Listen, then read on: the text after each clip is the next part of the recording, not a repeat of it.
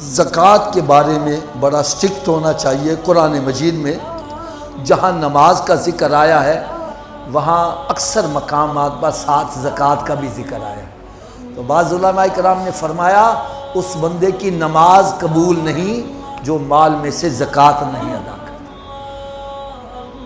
तो ज़कात अदा करने के लिए मैं बड़ा एक आसान सा नुस्खा बतलाया करता हूँ। हो सके तो आप हज़रात इसको नोट कर लें या अपने दिल में नोट कर लें। सबसे पहली बात, साल में एक महीना मुकर्रर कर लो, कोई सा भी महीना, क्योंकि साल गुजरने पर ज़कात फ़र्ज होती है। लेकिन आप ये देखें पूरा साल आपके पास कुछ पैसे आ जाए हैं, कुछ अगले दिन आए हैं, कुछ अगले दिन आए हैं, कुछ चले गए, कुछ आए, ये सारा साल सिलसिला चलता रहता है। तो आप अगर हर माल के ऊपर साल गुजरने का हिसाब लगाने लगे तो फिर आप हिसाब किताब में ही पड़े रहोगे। तो उलमाए कराम ने इसका बड़ा आसान सा हल बतलाया है। वो फरमाते हैं साल में एक महीना मुकर्रर कर लो। जैसे अमूमन बंदे रमज़ान शरीफ का महीना मुकर्रर कर लेते, तो रमज़ान शरीफ का महीना आया है, अब बैठ के देखो इस वक्त मेरे पास चाहे 1 घंटा पहले कुछ आया है वो भी शामिल कर लो। इस वक्त मेरे पास सोना कितना है उसकी मौजूदा वैल्यू वो लिख लो, चांदी कितनी है उसकी वैल्यू लिख लो, क्योंकि जिन चीज़ों पर ज़कात है मैं उसी का जिक्र कर रहा हूँ। सोना, चांदी और नकदी। नकदी कितनी है, बैंक बैलेंस कितना है, घर में कितना रखा हुआ है, लोगों से कर्जा कितना लेना है, वो भी शामिल करो, वो भी आपका ही है। अगर आपने 10 लाख की कमेटी डाली है, 5 लाख जा चुका है, कमेटी नहीं मिली, वो 5 लाख भी आपका जमा है, वो भी शामिल करो। सोना, चांदी, नकदी, और नकदी में जो आपने कर्जा लेना है लोगों से वो भी शामिल करो। और फिर माले तिजारत, क्या मैंने कहा, अगर आपके पास दुकान है, माले तिजारत जितना भी है, गोदाम है उसमें जो माल रखा हुआ है। इसी तरह अगर आपने कोई प्लाट या मकान इस नीयत से लेके रखे हैं, जैसे बंदे कारोबार करते हैं ना, पैसे वैसे पड़े डिवैल्यूएट होते रहेंगे, चलो यार को मकान ले लेते हैं, कल को महंगा होगा तो बेच देंगे, तो ये माले तिजारत में आ जाएगा, उसकी भी वैल्यू शामिल करो। और अगर आपने वैसे प्लाट लेके रखा हुआ है कि यार चल कल को काम आ जाएगा, या लेके रेंट पे दे दिया, तो इस पे ज़कात नहीं है, वो माले तिजारत। तो आप समझते हैं कई बंदे इन्वेस्टर होते हैं जिनका काम ही होता है ये प्लाट ले लो, ये मकान ले लो, फला चीज़ ले लो, कल को महंगा होगा तो बेच देंगे। तो इस नीयत से जो माल लिया है उसकी भी वैल्यू निकाल लो। फिर सुन लो, सोना, चांदी, नकदी, नकदी में या आपने लोगों से जो कर्जा लेना वो भी ले लो, वो भी शामिल कर लो। और माले तिजारत, जो भी माले तिजारत उसकी मौजूदा वैल्यू वो आप निकाल लो। इन सब को जमा कर लो। क्या करना है, ऊंची बोलो जरा, इन सब को जमा कर लो।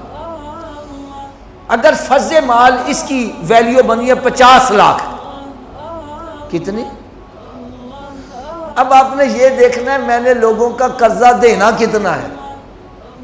अगर आपने 50 लाख ही कर्ज देना या 60 लाख देना है तो आप पर ज़कात फर्ज नहीं है। और अगर आपने 40 लाख लोगों का कर्ज, क्योंकि होता पता क्या है, गोदाम के अंदर माल रखा हुआ है लेकिन होता जनाब लोगों का है, कर्जा लेके रखा होता है, उधार लेके रखा हुआ है। तो इस्लाम बड़ा बेहतरीन मज़हब, सबसे बेहतरीन मज़हब है। वो कहता है कि जो तुमने लोगों का कर्जा देना है वो माइनस करो। अगर आपने 40 लाख लोगों का कर्जा देना है वो माइनस करो, बाकी कितना रह जाएगा, 10 लाख। तो 10 लाख के ऊपर ज़कात है, 1 लाख के ऊपर 2500, तो 10 लाख के ऊपर 25,000 बन जाएगी। तो ये ज़कात अल्लाह ताला के रास्ते में खर्च करनी है और कोशिश ये करनी है सबसे अफजल अपने ख़ानदान में देखो जो मुस्तहिक है उसको ज़कात दिया जाए। और ख़ानदान में किन को नहीं देनी, जो तुम्हारी जायदाद के वारिस हैं उनको नहीं देनी।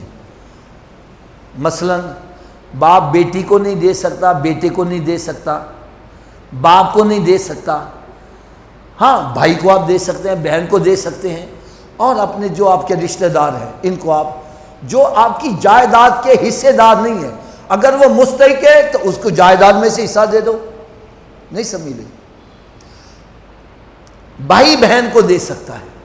तो ज़कात जो है इसको कोशिश करो, जो अगर एक बंदे की 20,000 रुपया ज़कात बनती है, अगर वो 19,000 भी देता है तो ज़कात कबूल नहीं है। एक बंदे के ज़िम्मे 10,000 रुपया ज़कात का बनता है, वो 10 लाख रुपया खैरात कर दे, खैरात कबूल नहीं है। मेरी बात का बुरा ना मनाना। आज आपने देखा होगा बड़े बड़े जनाब वो कैमरे मैन भगा के चेक दे देते हैं, हमारा तस्वीर आ जाए है, वो चेक दे देते हैं, ज़कात नहीं अदा करते। तो ज़कात जिस पर फ़र्ज़ है उसको अपने माल में से ज़कात पूरी अदा करनी चाहिए। अगर आपकी 10,000 ज़कात बनती है, कोशिश करो ज़्यादा दे दो, जो ज़्यादा दोगे वो खैरात में आती चली जाएगी, कम नहीं होनी चाहिए।